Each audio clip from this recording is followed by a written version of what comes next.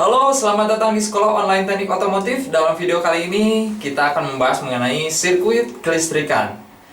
Sebelum kita membahas sirkuit kelistrikan, kita perlu mengetahui terlebih dahulu apa yang melatar belakangi adanya listrik. Dan yang melatar belakangi adanya listrik adalah elektron. Elektron merupakan komponen bagian dari sebuah atom, yang mana atom adalah bagian terkecil dari suatu zat ataupun materi ataupun benda, yang mana jika kita bagi-bagi ataupun kita potong-potong suatu benda ataupun zat, kita akan mendapati sebuah molekul. Misalnya sejumlah air, jika kita ambil bagian yang terkecilnya, kita akan mendapati sebuah molekul air, yang mana molekul air ini terdiri dari atom oksigen dan juga atom hidrogen yang bergabung membentuk menjadi molekul air. Nah, dalam suatu atom itu terdapat komponen bagian yang dinamakan proton, neutron, dan juga elektron. Proton dan neutron terdapat di bagian tengah elektron, yang mana elektron berbentuk atau berkonfigurasi semacam planet, yang mana inti dari putaran planet ini planet yang berputar itu dinamakan dengan elektron. Elektron yang berputar mengelilingi proton dan juga neutron. Proton yang bermuatan positif, sedangkan neutron bermuatan negatif. Nah, maka dalam suatu atom yang netral, jumlah muatan proton itu sama dengan muatan neutron, sehingga dinamakan netral. Dan pada beberapa atom ada yang bermuatan positif dan ada juga yang bermuatan negatif. Dan atom yang bermuatan negatif dapat melepaskan elektronnya menuju atom yang bermuatan positif untuk saling menetralkan diri. Nah, itulah yang melatar belakangi adanya listrik, sekali lagi karena adanya aliran elektron. Nah, elektron ini dapat lepas karena ikatannya yang sudah tidak terlalu kuat dengan inti atom. Biasanya atom ini merupakan atom yang paling luar. Detail dan penjelasan lebih rinci mengenai atom dan juga elektron, silakan Anda baca kembali buku kimia Anda. Dan selanjutnya mari kita mulai pembahasan mengenai sirkuit kelistrikan pada teknologi otomotif. Baik, sebelum kita membahas mengenai sirkuit kelistrikan, kita perlu mengetahui jenis-jenis dari kelistrikan ataupun listrik. Kelistrikan dibagi menjadi dua jenis. Yang pertama adalah static electricity atau listrik statis, dan yang kedua adalah dynamic electricity ataupun listrik dinamis. Dan listrik dinamis ini dibagi lagi menjadi dua jenis. Yang pertama adalah arus searah atau direct current, disingkat menjadi DC, dan arus bolak-balik atau alternating current yang disingkat menjadi AC. Nah, dalam teknologi otomotif yang umum digunakan yaitu kelistrikan berjenis dynamic electricity dengan cabang jenisnya yaitu direct current. Tetapi dalam komponen tertentu alternating current itu dihasilkan misalnya pada alternator pada sebuah mobil, sirkuit pengisian. Nah, dalam pembahasan kali ini kita lebih mengkhususkan membahas mengenai direct current ataupun arus searah. Nah, dalam sirkuit kelistrikan, komponen dasar atau basic komponen yang ada dalam sistemnya yaitu power source ataupun sumber arus listrik. Nah, pada sumber arus listrik ini perbedaan potensial jika kita analogikan dengan kedua atom yang memiliki muatan berbeda. Misalnya satu atom memiliki muatan negatif, sedangkan atom yang lainnya memiliki muatan positif, maka aliran elektron dapat terjadi ataupun perpindahan elektron dapat terjadi. Itulah yang mengakibatkan adanya aliran listrik. Nah, sedangkan komponen yang menyimpan perbedaan potensial tersebut itu dinamakan dengan power source ataupun sumber arus. Di antaranya adalah baterai dan juga alternator. Yang kedua adalah konduktor. Konduktor ini merupakan komponen pentransfer ataupun perantara aliran elektron ataupun aliran listrik. Di antaranya adalah kabel-kabel dan juga print circuit boards atau biasa kita singkat dengan PCB. Nah, konduktor ini terdapat beberapa jenis, maksud saya beberapa bahan ya. Pada umumnya kabel-kabel menggunakan bahan tembaga dan lain sebagainya. Yang ketiga adalah working devices atau loads, yang artinya ini adalah beban ataupun perangkat yang bekerja. Nah, perangkat yang bekerja ini merupakan komponen yang berfungsi untuk mengkonversikan energi listrik menjadi energi lainnya, misalnya lampu dan juga motor. Lampu berfungsi untuk mengkonversikan energi listrik menjadi energi panas, dan energi panas selanjutnya berubah menjadi energi cahaya. Sedangkan motor merubah energi listrik menjadi energi gerak.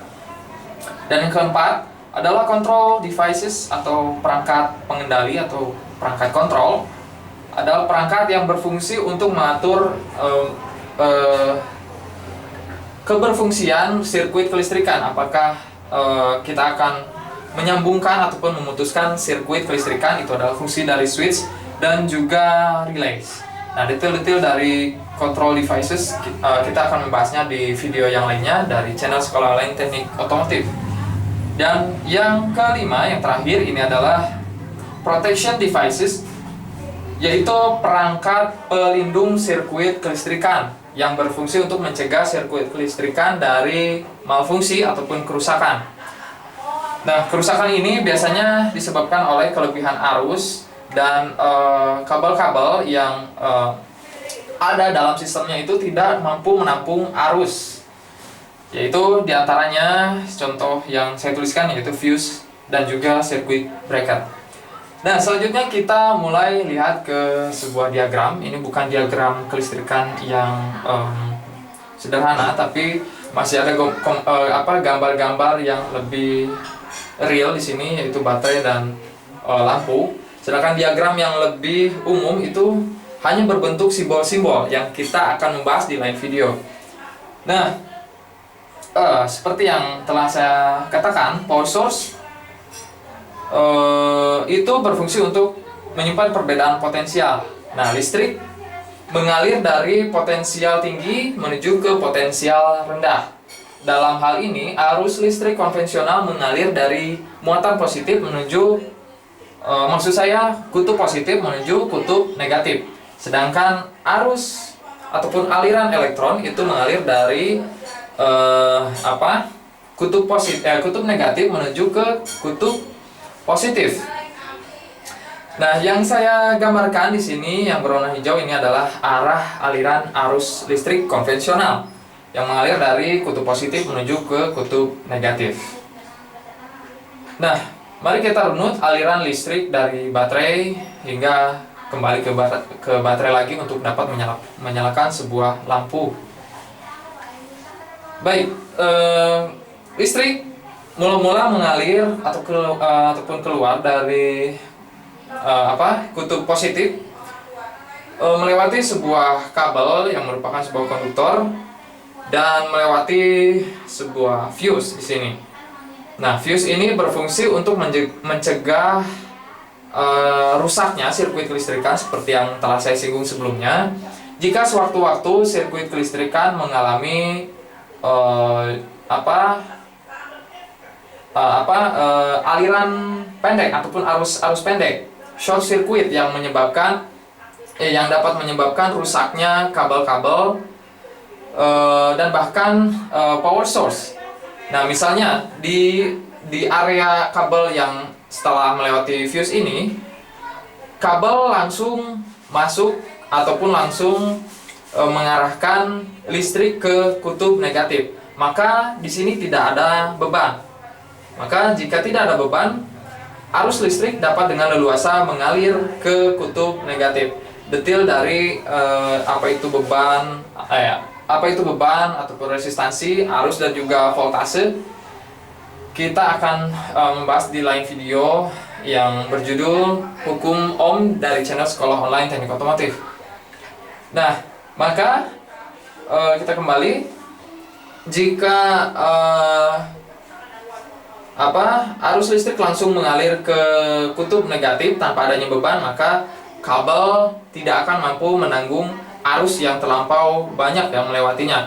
Maka fuse ini berfungsi sebagai jembatan regulator, jembatan pengaman yang jika terlalu banyak muatan yang arus yang melewatinya, maka fuse dapat memutuskan dirinya sendiri untuk mengamankan kabel-kabel ataupun sistem kelistrikan, sirkuit kelistrikan yang ada dalam sistemnya. Selanjutnya, arus mengalir setelah melewati fuse kembali ke kabel menuju ke sebuah working devices ataupun beban yang berupa lampu. Nah, di sini konversi energi terjadi, yang mana energi listrik berubah menjadi energi panas menjadi energi listrik, energi cahaya maksud saya. Dan selanjutnya, setelah melewati lampu, arus listrik mengalir menuju switch ataupun saklar. Nah, saklar ini berfungsi untuk mengkoneksikan arus listrik yang berada di kutub ataupun di titik ini menuju titik ini. Apakah diizinkan untuk melewati ataupun bersirkulasi aliran listriknya ataupun tidak jika kita melepas saklar ataupun switch ini. Nah, maka switch ini termasuk ke dalam golongan control device atau perangkat pengendali. Dan selanjutnya, yang terakhir, yang umum digunakan pada teknologi otomotif ataupun pada kendaraan, yaitu sistem perkabelan yang melewati ground ataupun earth.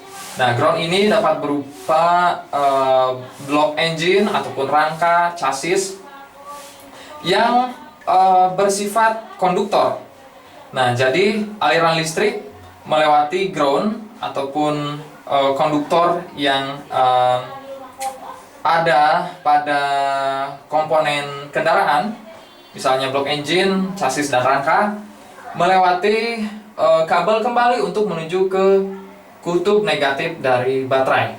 Dan inilah sirkuit kelistrikan sederhana yang mana detail electrical wiring diagram yang lebih rincinya akan kita bahas di lain video. Itulah penjelasan singkat mengenai sirkuit kelistrikan. Jika Anda memiliki saran ataupun pertanyaan, silakan isi di kolom komentar. Terima kasih telah menonton.